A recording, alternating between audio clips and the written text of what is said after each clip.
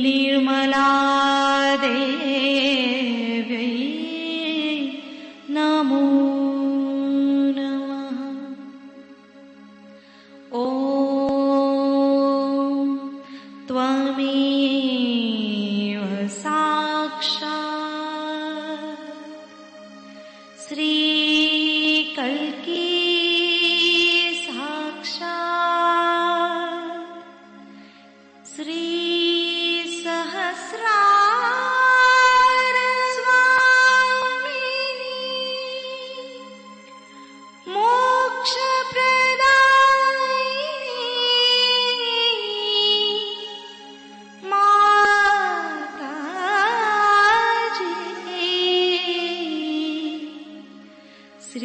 निर्मला देव्यै नमो नमः।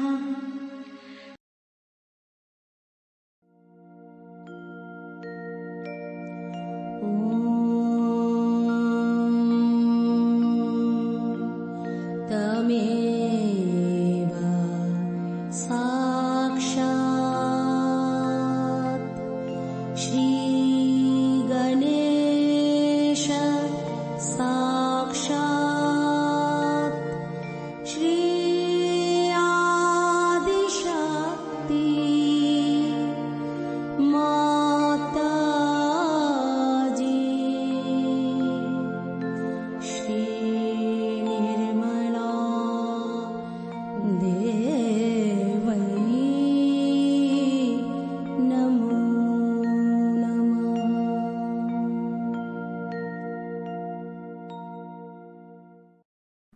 जय श्री माता जी।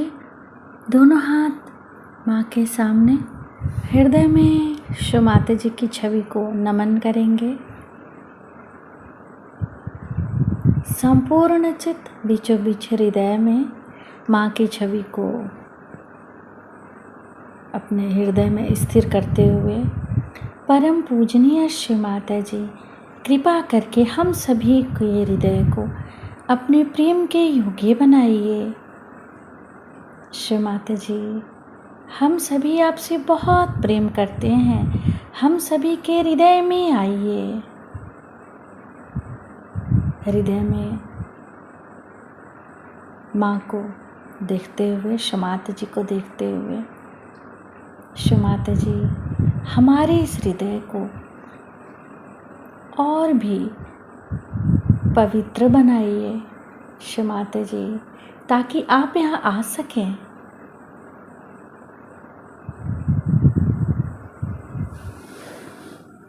धीरे धीरे अपने संपूर्ण चित्त को दोनों हाथों पे,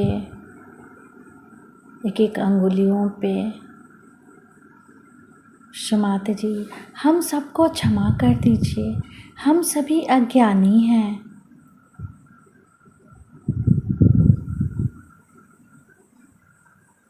धीरे धीरे अपने संपूर्ण चित्त को लेफ्ट नाभि पर श्री माता जी से प्रार्थना। श्री माता जी, आपकी परम कृपा में हम शांत हैं, संतुष्ट हैं और उदार भी हैं। बाएं नाभि पर पूरा चित्त स्थिर करते हुए श्री माता जी हमारे बाएं नाभि में श्री गृहलक्ष्मी तत्व जागृत कीजिए। मंत्र ओम त्वमेव साक्षात् श्री गृहलक्ष्मी साक्षात् श्री आदि शक्ति माता जी श्री निर्मला देव्यै नमो नमः। श्री माता जी, आपकी परम कृपा में हम शांत हैं, संतुष्ट हैं और उदार भी हैं। कृपा करके हमारे बाएं नाभि में अपना संपूर्ण चित्त आशीर्वादित कीजिए।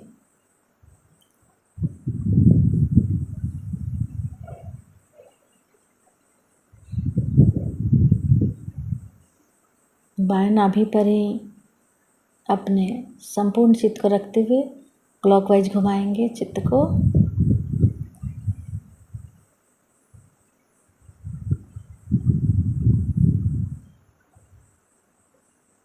शो माता जी, आप ही दूसरी गृह लक्ष्मी भी हैं। कृपा करके हमारे बाएं नाभि में जागृत हो जाइए। धीरे धीरे अपने संपूर्ण चित्त राइट हार्ट पे, फिर लेफ्ट विशुद्धि,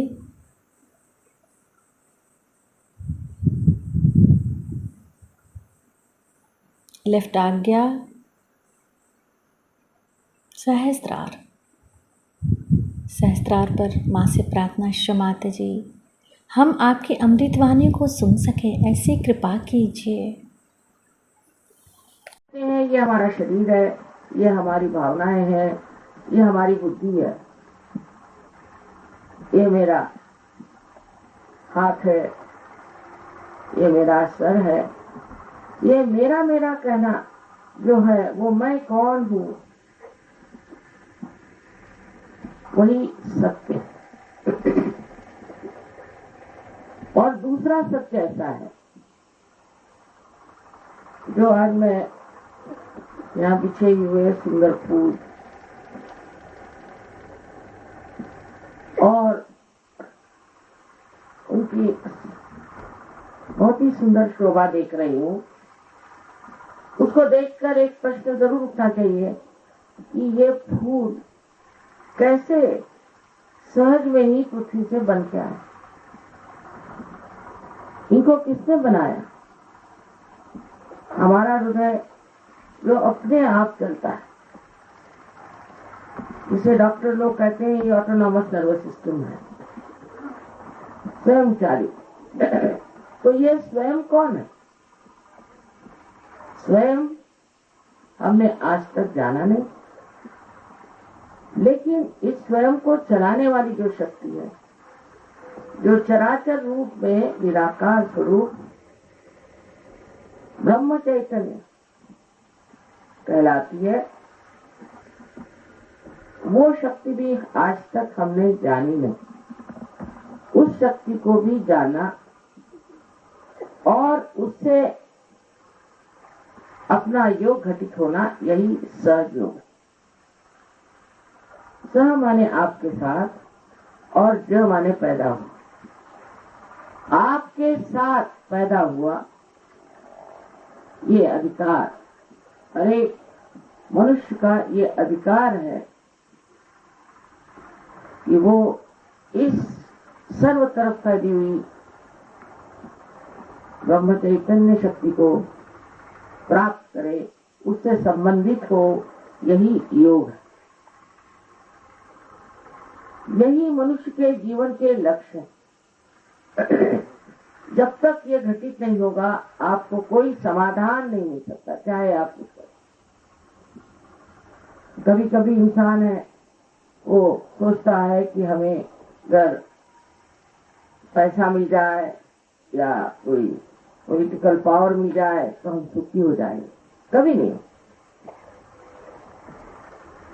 सुख का निदान आपकी आत्मा है, वहीं से ये आनंद का सागर बहता है।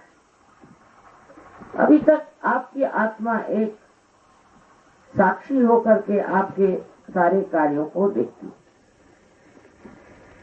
अभी तक आपके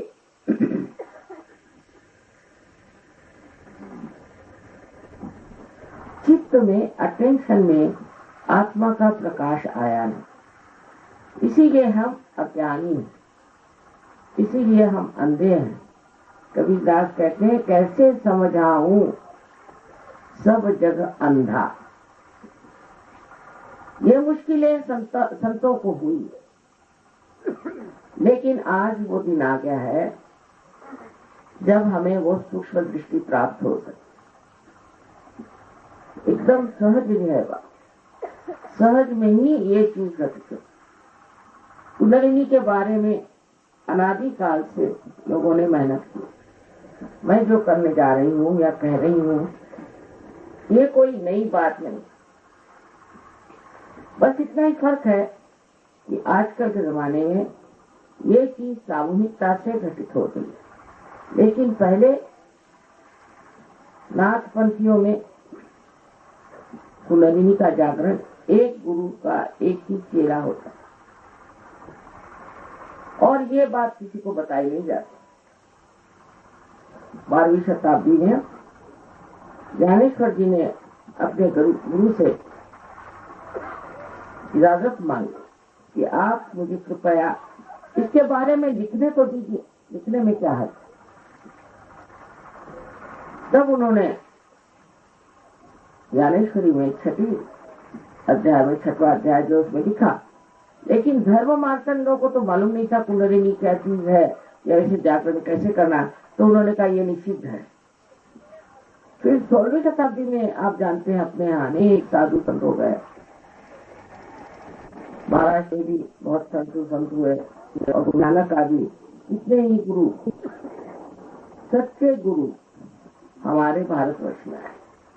अपनी भारत भूमि एक प्लावित भूमि, फिर खासकर कुरुक्षेत्र तो गीता का पहला शब्द है और ये बहुत ही मानी हुई जगह है जहाँ कृष्ण भी आए और जहाँ पर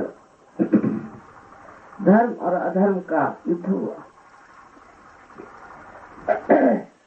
इसमें धर्म की जीत हो गई, लेकिन धीरे धीरे हर चीज अपने देश में भुलाई गई और बुलाते बुलाते हम लोग इतने दूर हट गए हैं कि अतीत में जो कुछ भी हमने पाया है वो एक अदृश्य होता है। ये विराजमान है यहाँ, आप जानते नहीं कि यहाँ का परम चैतन्य इतना प्रबल। और जब इन्होंने कहा कुरुक्षेत्र में वहाँ प्रोग्राम है तो मुझे बहुत खुशी, क्योंकि मैं जानती हूँ कि इस जमीन में बहुत चैतन्य की सृष्टि है। अभी तक आप लोग भी नहीं जानते कि अगर आप इस भारतवर्ष में पैदा हुए हैं तो ये महान पुण्यों की वजह, पूर्व जन्मों के अनेक पुण्यों की वजह से आप इस भारत भूमि में पैदा, और इसका आपको प्रत्यक्ष भी दिखाई देगा। सहज के बारे में आपको बताया गया है कि आपके अंदर कुंडलिनी नाम की शक्ति, और ये शक्ति जागृत होने से 6 चक्रों को भेद करके, 6 चक्रों को भेद करके ब्रह्मरंध्र जो यहाँ पर है उसे भेद करके तालु से उसकी वो जो चारों तरफ फैली हुई ये चैतन्य सृष्टि है उससे उसको एकाकारिता आती है, उससे योग निकलता है। इसमें समझने की बात यह है कि इस पृथ्वी पर हम लोग ध्यान दें कि एक बीज को अगर ये पृथ्वी माता के उदर में हम डाल दें तो वो अपने आप सहज में ही पनप आता है। कैसे आता है? क्योंकि उस बीज में भी ये शक्ति है और उस पृथ्वी माता में भी ये शक्ति है कि वो उसे जागृत करे। रामदास स्वामी जो शिवाजी के गुरु थे, उनसे किसी ने पूछा कि कुंडलिनी जागरण में कितना समय लगता है। उनका तत्क्षण माने उसी क्षण, पर वो लेने वाला भी चाहिए और देने वाला भी। मैं भारतवर्ष में देखती हूँ कि हर जगह बहुत ज्यादा लोग धार्मिक हैं। हम लोग यहाँ बैठे बैठे जानते नहीं कि प्रदेश में इन लोगों की कितनी अंदरूनी हालत खराब, अंदर से ये लोग खोखले हुए चले जाते। ये दुर्दशा इनकी है कि इस छोटे से भाषण में मैं सब बता नहीं सकती, लेकिन बेचारे इतने त्रस्त हैं क्योंकि इनकी संस्कृति में ही कोई धर्म नहीं रहता, कोई परमात्मा का विचार नहीं रहता, कोई उनसे भय नहीं रहता, और जिसके मनमानी क्या करते थे कि हम स्वतंत्र हैं। स्व का तंत्र तो वो होता है, स्व माने अपनी आत्मा, और उसका तंत्र जानना ही सहज होता है। जब तक आपने अपनी आत्मा का तंत्र नहीं जाना तब तक आप परतंत्र हैं। इसलिए ये बड़ी आनंद की बात है कि आज कुरुक्षेत्र में इतने लोग सहयोग के लिए पधारे हैं। हमने सोचा था कि कभी न कभी हरियाणा में भी जाना होगा ही, और ऐसी घटना घटित हो गई। ये भी एक हमारे लिए भी परम भाग्य की बात है, क्योंकि जहाँ आपका चित्त बहुत अटका रहता है, जब तक आप उस चीज को समझ नहीं लेते, उसके साथ कुछ ठीक से इंतजाम नहीं कर देते, आपको लगता है कि अभी ये प्रदेश बचा हुआ है, ये प्रदेश जरूर देखना है, यहाँ जाना है। और आज यही बात बड़ी आनंद की है कि आज चीज घटित होगी। इसमें कोई बुद्धि चातुर्य नहीं, कोई विचार करने की जरूरत नहीं। कुंडलिनी आपकी अपनी माँ है, हरेक की अपनी माँ है, व्यक्तिगत, इंडिविजुअल, और वो सब आपके बारे में जानती है, आपके पूर्वजन्म के बारे में सब कुछ, आप कैसे हैं, क्या है, वो सब आपकी तकलीफें भी जानती है, आपकी गलतियां भी जानती है, और वो आतुर है कि आपको ये आपका पुनर्जन्म दे। इसमें मेरा लेना देना कुछ नहीं। मैं तो जैसे एक जला हुआ दीप दूसरे दीप को जला देता है, उसी प्रकार आप भी कर, जब आप जागरूक हो जाएंगे तो आप भी एक दूसरे को जगा सकते हैं। और इसी तरह से ये सबको जागरूक करने का, प्रकाशित करने का कार्य आप भी कर सकते हैं। ये शक्ति आपके अंदर है, आपके अंदर अनेक शक्तियां हैं जिसके बारे में आपको मालूमात ही नहीं कि आप क्या क्या कर सकते हैं। सबसे पहले तो कुंडलिनी के जागरण से आपकी शारीरिक स्थिति ठीक हो जाती है। ये बात सत्य है कि सहयोग से हर तरह की बीमारियां ठीक हुई, उसका कोई अंदाज ही नहीं लगा सकता और कोई कह ही नहीं सकता। दूसरी बात यह है कि मानसिक बहुत लोगों को तकलीफ होती है, और मानसिक तकलीफों से लोग पागल भी हो जाते, वो भी सहयोग से ठीक हुई। तीसरे, जिसे साइकोसोमैटिक कहते हैं, कि जिसमें आपकी शारीरिक तथा आपकी मानसिक दोनों विकृति एक साथ हो जाती है, ऐसी भी बीमारियां सहयोग से ठीक, इसमें कोई शंका नहीं, ये ठीक हो जाती है और होना ही चाहिए। क्योंकि आप अगर सोचते हैं इस दुनिया में जितने भी प्रश्न हैं या जितने भी दुविधाएं हैं, जितनी भी तकलीफें हैं, वो अधिकतर मनुष्य के वजह से।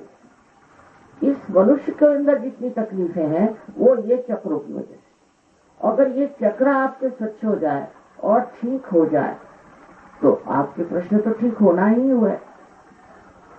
किंतु अगर आप इसमें जागरूक होकर के आपके अंदर सामूहिक चेतना आ जाए, माने आप दूसरों के चक्रों को भी महसूस कर लें, तो आप दुनिया के लोगों को भी ठीक कर सकते हैं यहाँ बैठे बैठे। एक बार आपको पता हो जाना चाहिए कि आप में क्या दोष है, उसे आप ठीक कर लें। और आपको ये भी पता होना चाहिए कि दूसरों में क्या दोष है, वो भी आप ठीक कर सकते हैं।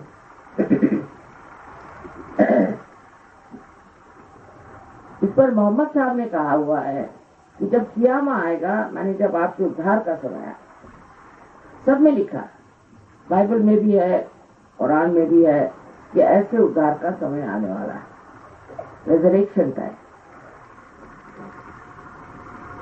और ग्रंथ साहब में भी बहुत अच्छे से लिखा हुआ है। ऐसे कोई भी पुस्तक नहीं है जिसमें ये नहीं लिखा कि आपके उद्धार का समय आने वाला नहीं। एक समय आएगा जो आपके उद्धारक स्थिति को पहुंचा देगा। वो समय आज आया हुआ, और इस समय में कहीं ये कार्य हो रहा है तो होना ही हुआ। हर एक चीज समय से होती है। कृष्ण का समय और था, संतों का समय और था, ईसा का समय और था, और आज का समय ये। इस समय आपका उद्धार होना आवश्यक है। तो मोहम्मद साहब ने साफ कहा है कि उद्धार का समय जब आएगा तब आपके हाथ बोलेंगे और आपके खिलाफ शहादत देंगे, माने आपकी उंगलियों पर आप जानेंगे किसके कौन से चक्र खराब है, आपके कौन से खराब है, दूसरों के कौन से खराब। इतनी कमाल की बात उन्होंने बताई। और आप जानिए कि आप में कौन से दोष है, यानी आपके खिलाफ शहादत दी। कितनी बातें इन लोगों ने की है और उनको अब पूरा करने का समय आ। रही बात साइंस की, मैंने सोचा सुना है यहाँ बहुत पढ़े लिखे लोग हैं, साइंस के बारे में जानते हैं। तो साइंस की सीमाएं, साइंस में नैतिकता का कोई विचार ही नहीं, इमोरल है, नैतिकता का विचार नहीं। दूसरे, साइंस जिन चीजों से अपना संबंध रखता है वो चीजें बहुत ही विनाशक और कहना चाहिए कि बहुत ही उथली है।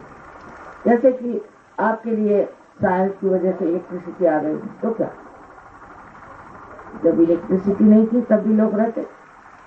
ये कोई अंतिम चीज तो नहीं, उल्टे जब से साइंस आया है तब से लोगों में बहुत ही अशांति आ गई, बहुत ज्यादा अशांति आ गई। और वो अशांति इतनी ज्यादा बढ़ गई है कि अब जहाँ बहुत साइंस बढ़ गया है वो तो एकदम सर्वनाश के कगार पे खड़े। तो कुछ न कुछ हम लोगों ने गलती ये की कि एक चीज को पकड़ लिया और उसी पीछे भागा। अब साइंस के जैसा अगर आप अपना विचार रखें तो अपना दिमाग आप खोल करके सुनिए। इस साइंस से भी परे एक परमात्मा का साइंस, और वो साइंस ऐसा है अचूक। अभी कोई भी साइंस की धारणा आप लीजिए, जिसको लोग मानते थे ये है, वो कल कहते नहीं ये नहीं ठीक है, फिर दूसरे कहते ये नहीं ठीक, वो है, वो बदल जाए। पर परमात्मा का साइंस बिल्कुल बदलता है। और परमात्मा की जो सरकार है वो जब कार्यान्वित होती है तो बिल्कुल अचूक। किंतु आपको परमात्मा के साम्राज्य में जाना चाहिए, क्योंकि आप अभी इसी दायरे में बैठे हैं। आपके आगे अनेक प्रश्न हैं। जब ये दायरा टूट करके उस बड़े दायरे में आप चले जाएंगे, जिसको कि सांचे दरबार कहते हैं, तब आप आश्चर्यचकित होंगे कि आपकी कितनी गौरवशाली और कितनी ज्यादा महत्वपूर्ण शक्तियां, और आप स्वयं कितने ऊंचे, आपके अंदर क्या क्या शक्तियां हैं, इसका दर्शन जब आपको होगा तो आप समझ जाएंगे कि कोई आप सर्वसाधारण नहीं है, आप मानव हैं। और मानव के नाते आपको पूर्ण अधिकार है कि आप अपने आत्म साक्षात्कार को प्राप्त। हाँ, दुनिया में लोग जरूर कहेंगे कि तुम पापी हो, तुम फलाना हो, ठिकाना हो, ये तो कहने वाले यही सब पापी। अरे आप मनुष्य हैं, कोई भगवान तो नहीं। मनुष्य ही गलती कर सकता है, कोई आप भगवान होते तो फिर कहना जरूरी था। किंतु आप तो मनुष्य हैं और मनुष्य की गलतियां करना उसका स्वभाव धर्म है। लेकिन ये जो परम चैतन्य की मैं बात कर रही हूँ, ये तो क्षमा का सागर है। आप ऐसी कौन सी गलती कर सकते हैं जो इसको पूरी तरह से नष्ट न कर? ऐसी कोई सी गलती आप कर ही नहीं सकते। जो आपके अंदर गलतियां हैं वो पूरी तरह से नष्ट कर दें। तो जो लोग ये सोचते हैं कि हम कैसे पार हो सकते हैं, हमें कैसे आत्म साक्षात्कार मिल सकता है, हम तो ऐसे आदमी हैं, हम वैसे आदमी, ये सब सोचना छोड़िए। ये बहुत ही गलत धारणा है कि मनुष्य अपने को नीचा देखे और सोचे कि मैंने ये गलती की, वो गलती की। जो भी गलती हो जाए उसको उसी वक्त देख लेना चाहिए, कब कर। दूसरी चीज मनुष्य में जो है वो माफ नहीं कर सकता। आखिर आप माफ करें या न करें, आप कुछ करते नहीं, आप क्या करते हैं? लेकिन जब आप माफ नहीं करते तब आप गलत हाथों में खेलते, क्योंकि जिसको आपने माफ नहीं किया उसी के बारे में सोच सोच के आप अपने ही को दुख देते हैं, तो उससे आपको सुख तो होता नहीं। इससे बेहतर है कि उसको आप माफ कर दें और परमात्मा पे छोड़। लोग बोलते हैं बहुत कठिन है। अरे भाई, कठिन क्या है? एक मिथ्या चीज को आप पकड़े, उसको छोड़िए और ये अपने आप सहज में आपको आश्चर्य होगा कि अपने आप आपके अंदर की जो भी विनाशकारी चीजें हैं सब नष्ट हो जाए। अगर हम कहें आप ये छोड़ दो वो छोड़ दो तो आधे लोग उठ के चले जाएंगे, तो हम कहते कुछ मत छोड़ो, तुम्हारे अंदर प्रकाश जागृत होगा। अगर मेरे हाथ में एक सांप है और मैं जिद्दी हूँ, आप कहेंगे सांप है नहीं, मैं कहूँगी ये तो डोर है, अंधी हूँ या चाहे अंधेरा है मुझे दिखाई नहीं देता, और जिद करे उसको सांप को पकड़े रहूंगी जब तक वो सांप मुझे काट न ले, मैं छोड़ूंगी। लेकिन जब थोड़ा सा भी प्रकाश आ जाए तो मैं अपने आप से ही उस सांप को छोड़ूंगी। इसी प्रकार आपके अंदर जो अनेक दोष हैं वो अपने आप छूटता है। अब यहाँ बहुत से परदेशी बैठे हुए हैं, इनमें से बहुत से लोग ड्रग्स लेते थे, बहुत ज्यादा, और वो एक रात में उनका छूट, क्योंकि कोई चीज छोड़ने के लिए भी हम समर्थ नहीं, हमारे अंदर शक्ति नहीं, लेकिन अपने ही आप सारी ही परेशानियां भी छूट जाती, वो छोड़ के भाग जाती है। जैसे कहते हैं कि परेशानियों को परेशानियां वही छोड़ के भाग जाती। ये कैसे घटित होता है?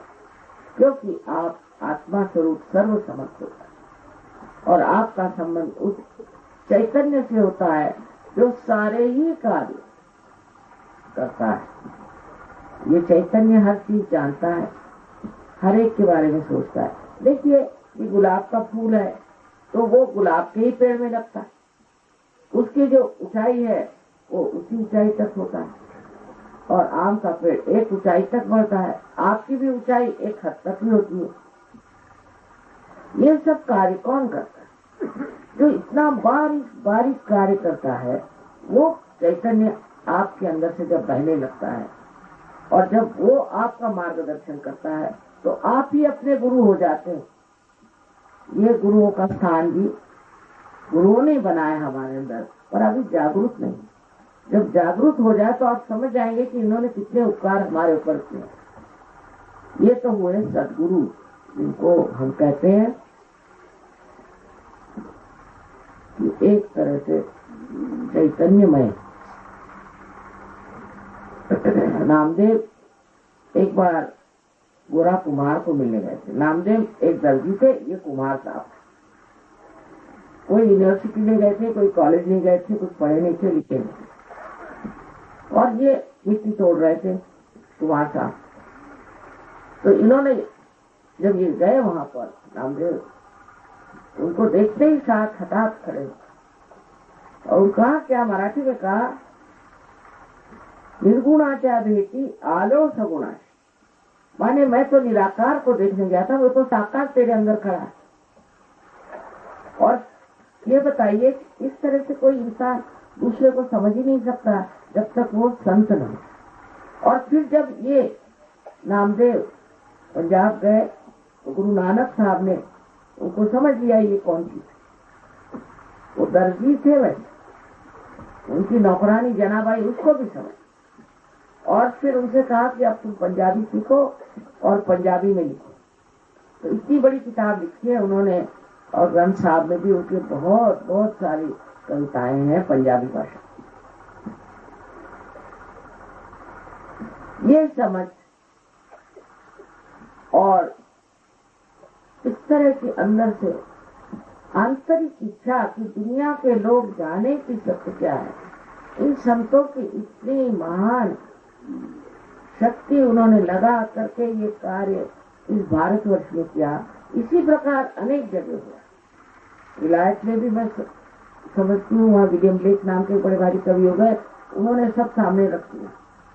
हर जगह ऐसे ऐसे कवि हो गए हैं कि जो उस स्थिति में पहुंच गए जहाँ वो वास्तविकता रियलिटी को जान गए, और उन्होंने साफ साफ लिख दिया यही एक चीज पाने की। पर मनुष्य जो है वो जड़वाद की तरफ लग गया, मटेरियलिज्म की तरफ, और उसी से हमारा धीरे धीरे ह्रास हो रहा है। हम जब से बच्चों के लिए सोचते हैं तो परेशानी हो जाती है, और अनेक चीजें जो दुनिया में देखते हैं उससे हमें परेशानी हो जाती है। उसका कारण ये कि हमने अपने आत्मा के स्वरूप को नहीं जाना, और जब ये आत्मा का स्वरूप आप जान जाए, हर तरह की परेशानियां दूर हो। आज हम आपसे बता सकते हैं कि इंग्लैंड में इतनी बेरोजगारी है लेकिन एक भी सहयोगी वहाँ बेरोजगार नहीं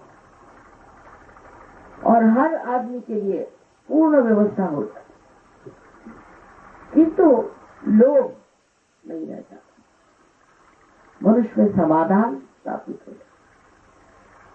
ऐसे तो आप देखिए कि दुनिया की जितनी भी इच्छाएं हैं, कोई सी भी इच्छा पूरी होती है उसके बाद आदमी दूसरी इच्छा करता है, तीसरी। कोई भी इच्छा पूरी होने से उसके अंदर आत्मा में शांति नहीं आती। लेकिन एक इच्छा ऐसी है जो शुद्ध इच्छा है, निर्मल इच्छा है, और वो आप जाने या न जाने आपके अंदर स्थित है, आपके अंदर बसी हुई, वही कुंडलिनी। ये शुद्ध इच्छा की शक्ति है।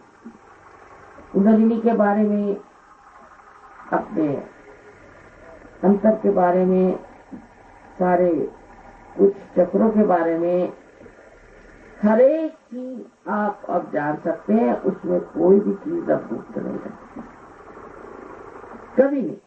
कोई ऐसी बात आपको अगर कोई भी शंका हो तो आप फौरन हमसे पूछ सकते। ये सारी चीजें आपके सामने खोल के रख दी जाए, पर पहले आपकी जागृति हो जानी चाहिए। और दूसरी बात यह है कि ये कार्य आज सारे संसार में, जैसे इन्होंने कहा कि 60-62 देशों में सहयोग कर रहा है,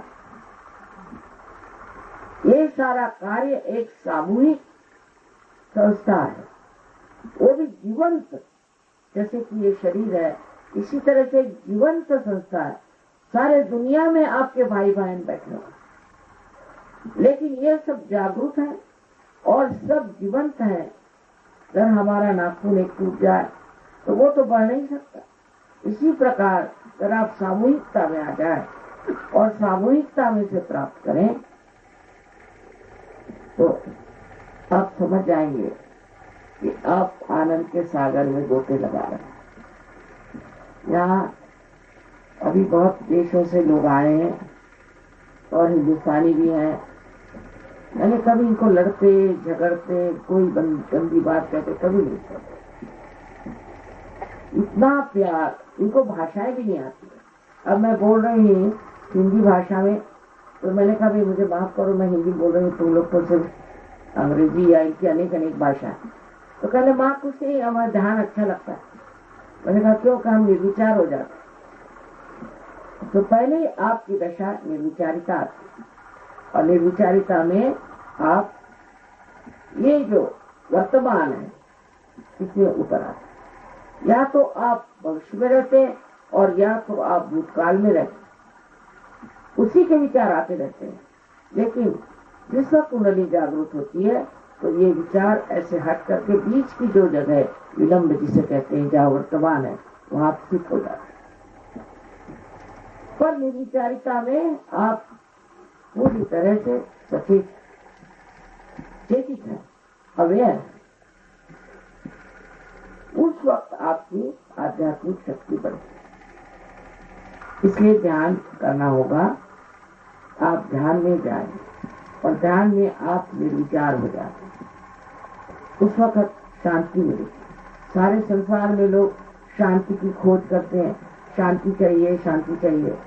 और बहुत से लोगों को बड़ी बड़ी पदवियां मिली हैं शांति के लिए, लेकिन अक्सर जिनके शांति नहीं है वो कैसे शांति दे सकते? अपने अंदर जो शांति का स्थान है उसे आप प्राप्त करते हैं। इस तरह से अनेक चीजें हो जाती हैं और सत्य को आप जानते हैं। आपके चित्त में सत्य का प्रकाश आ जाता है और आपको आश्चर्य होता है, ये सत्य ही परमात्मा का प्रेम है।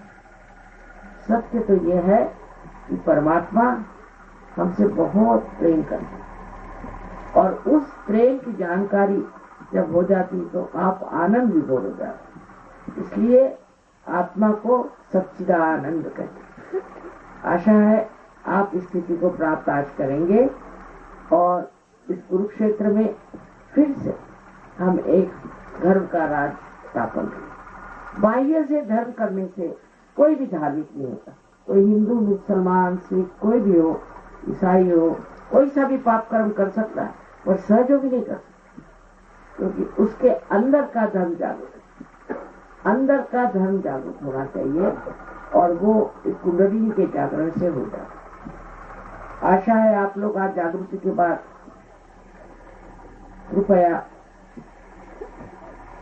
सामूहिकता में आए और अपनी पूरी जानकारी करके, सहयोग के बारे में जान करके, ये तो पहले बुद्धि से ही जानिएगा, पर फिर उस स्थिति में उतरेंगे जहाँ हम निर्विकल्प स्थिति करते। पहले तो निर्विचार समाधि और फिर निर्विकल्प समाधि। इस स्थिति में आने पर आप हजारों लोगों को पार कर सकते हैं, ठीक कर सकते हैं, मन का समाधान प्राप्त कर सकते हैं। ऐसे समझ लीजिए कि जब तक दीप जलता नहीं, उसको ये आस लगी रहती कि मैं जल जाऊं। जब ये जल भी उठता है तो भी वो हिल जाता है हवा से कभी, फिर वो उसकी स्थिति ऐसी आ जाती है कि वो पूरी तरह से उसकी दीप शिखा जलती है। अब जैसे ये एक इंस्ट्रूमेंट है, जब तक इसका कनेक्शन मेन से नहीं होगा तब तक इसका तो कोई अर्थ ही नहीं लगता, नहीं इसका कोई मतलब नहीं करता। इसी प्रकार मनुष्य की स्थिति है, जब इसका संबंध उस चारों तरफ फैली हुई परम चैतन्य से एकाकार हो जाती है, उसकी जब शक्तियां उसके साथ एक हो जाती है और उसका संबंध ही पूरी तरह से हो जाता है, तब फिर वो चीज उसके हाथ से बहने लगता है और वो अत्यंत शक्तिशाली हो जाता है। इसी को नानक साहब ने खालिस पाने निर्मल कहा। खालिस्तान हमने बनाया, जहाँ खालिस लोग, जो लोग खालिस नहीं वो क्या खालिस्तान बनाए। और इसी प्रकार अनेक तरह से इसका वर्णन लोगों ने किया। आज ये समय आ गया कि आप सब इस महानुभाव को प्राप्त करें। इतनी छोटी सी एक बात मैं आपसे कहना चाहती हूँ कि अपने प्रति आदर रखें। आप सब पार हो सकते हैं या पूर्ण विश्वास। अपने ऊपर अविश्वास करने से मैं हाथ नहीं चला सकता। और दूसरी बात यह है कि कोई जबरदस्ती आप पर नहीं होगी, क्योंकि आपको एक बार स्वतंत्रता मिल गई है। आप चाहे तो नर्क की तरफ जाए, चाहे स्वर्ग की तरफ, कोई आप पर जबरदस्ती कर ही नहीं सकता और जबरदस्ती से कोई कार्य हो नहीं सकता। जैसे एक बीज से आप जबरदस्ती कहें इसका हम अंकुर निकाले, निकल नहीं सकते। इसी प्रकार आपकी स्वतंत्रता की बहुत इज्जत है, आप भी इज्जत करें और ये जान लीजिए कि आप इस गौरवशाली व्यक्तित्व को, इस हस्ती को आप प्राप्त कर सकते। बहुत आसान, अपने अंदर ये विश्वास है। जिनको आत्म साक्षात्कार नहीं कराना है, जागृति नहीं करानी है, वो लोग कृपया जा सकते, पर जिनको कराना है वो कृपया सब बैठ जाए। सब लोग बैठ जाएं तो आसान होता है। इसमें 10 मिनट की भी बात है। हिंदुस्तानी तो इतने जल्दी पार होते हैं, मुझे तो लगता है कि जैसे किनारे पर खड़े हैं और एकदम समुद्र के किनारे पर जैसे खड़े एकदम आनंद के सागर में डूब जाए। हिंदुस्तानियों में बहुत बड़ी ताकत। ये लोग जब बाहर से आते हैं तो एयरपोर्ट पे ही जमीन को छूते हैं, जैसे माँ चैतन्य तो एकदम दिखाई देता है। और हम लोग जानते नहीं कि हम कहाँ हैं। और जिस दिन ये घटना हो जाएगी तो हम सब धर्मों से ऊंचे ऐसे धर्म में आएंगे कि जहाँ से हमारे अंदर कोई मलिनता नहीं रह जाए, कोई गलत फहमियां नहीं रह जाए। ये सब हम लोगों ने बनाई हुई गलत फहमी, और एकदम हम सब एकाकारिता में, सामूहिकता में सारे दुनिया से संबंधित हो जाए।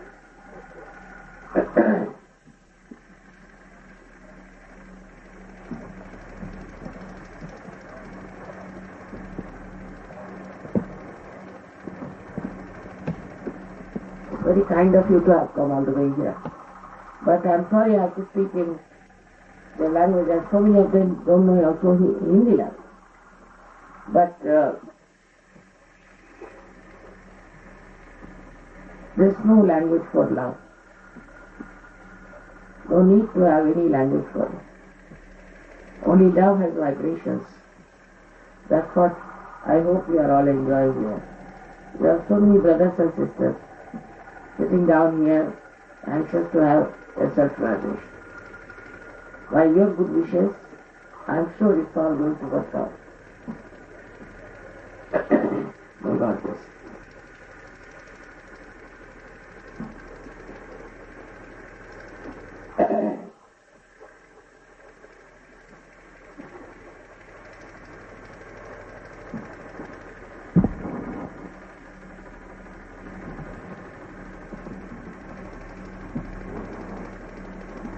अब आप लोग दोनों हाथ मेरी ओर ऐसे करें।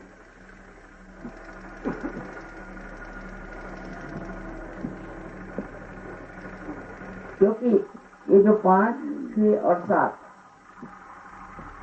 पॉइंट्स हैं, ये सिंपैथेटिक नर्वस सिस्टम के अंत में है।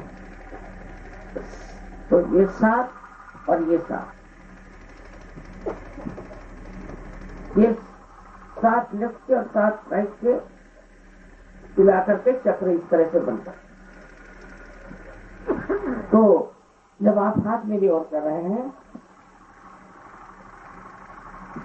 तो आपने अपने चक्रों को खोल लिया मेरे। इस तरह से आप थोड़ा नीचे कर, ऊपर उठा के ऐसे, सब लोग उठाए, हाथ ऊपर उठा के ऐसे, बहुत ऊंचे नहीं, जो आप सहन कर, सब लोग करें ऊपर।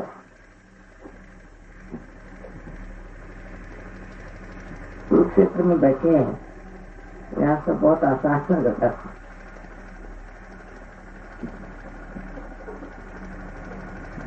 अब आप लोग आंख बंद करें, सब लोग आंख बंद, चश्मा उतार लें अच्छा, क्योंकि इसका दृष्टि पर भी फायदा होता है। चश्मा उतार लें और सब लोग आंख बंद करें।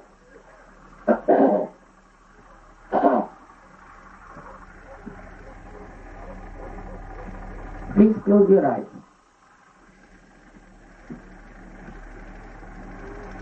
आंख बंद करो, आंख बंद करो, सब लोग आंख बंद करें और चश्मा भी उतार लीजिए अभी जरूरत हो।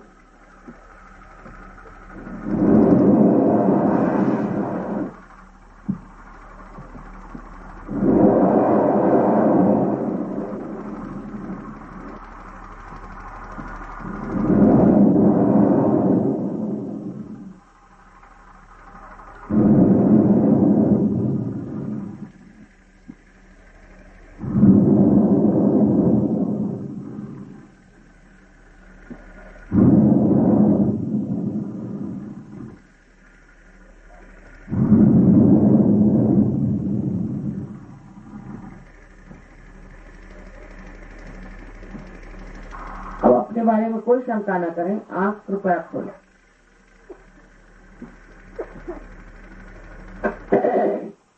और लेफ्ट हैंड हमारी ओर करके और गर्दन झुका के देखें कि तालू के अंदर से आपके ठंडी या गर्म कोई हवा आ रही है तो तालू से लेफ्ट हैंड हमारी ओर और राइट हैंड गर्दन झुका लें। Please bend your head and see for yourself if there's hot or a cool breeze coming out of your fontanelle bone area. Right hand से देखिए।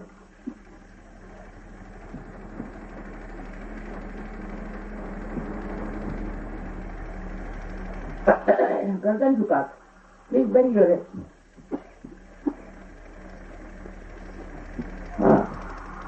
I think everybody has to forgive. सबको क्षमा कर दें, क्षमा कर दें, नहीं तो उसी से गर्म हवा रही, क्षमा करें सबको। अब please put your right hand towards me. Right hand मेरी ओर करें, गर्दन झुका लें और लेफ्ट हैंड से देखें कि सर में से मतलब तालू में से ठंडी या गर्म हवा आ रही क्या। सर को आधान से मतलब हाथ जो है सर पे नहीं रखे, आधान ऊपर। थोड़ा हिला के देखें कभी कभी नजदीक आती है, कभी कभी दूर आती है। ठंडी हवा या चाहे गर्म हवा भी हो सकती है, उससे कोई हर्ज नहीं, पर अगर आपने क्षमा नहीं करी है तो गर्म हवा आती रहेगी।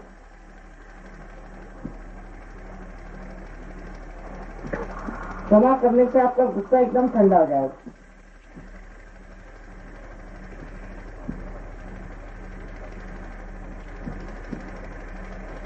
अब लेफ्ट हैंड मेरी ओर करें और राइट हैंड से देखो। Please put your left hand towards me and see with the right hand on top of your head. जैसा कूल और हॉट ब्रीज करें। देखिए कि अगर ठंडी या गर्म हवा आ रही हो, गर्दन झुका लें। Please bend your head.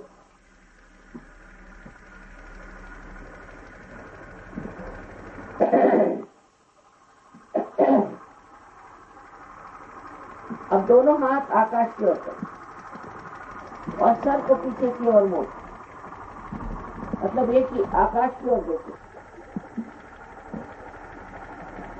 Please bend your, please put your hands up and bend your head backward. Please look at the sky. अब एक प्रश्न अपने मन में पूछिए 3 बार। माँ, क्या ये परम चैतन्य की हवा है? क्या यही परम चैतन्य की शक्ति है? सीधा एक question, mother, is this the all pervading power of divine love? आज दिस क्वेश्चन सीधा।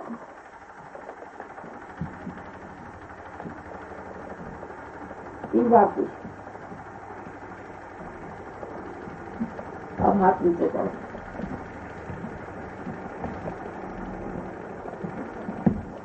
अब देखिए कहीं भी कोई हवा नहीं है। इसमें से आप देख सकते हैं कि हवा सिर्फ यहाँ इधर से आ रही है और कहीं हवा नहीं ठंडा। आप देखिए, शंका नहीं करना। जिनके हाथ में और उंगलियों में या ब्रह्मरंध्र से, तालू से ठंडी हवा आई हो, वो दोनों हाथ ऊपर करें। और those who have felt the cool breeze out of their, दोनों हाथ ऊपर करें, ऊपर तक। या कोई गलत गुरुओं के पास गए हुए लोग हो सकते हैं कि जिनको पार नहीं है, पर अधिकतर लोग पार हो। हमारा आनंद है।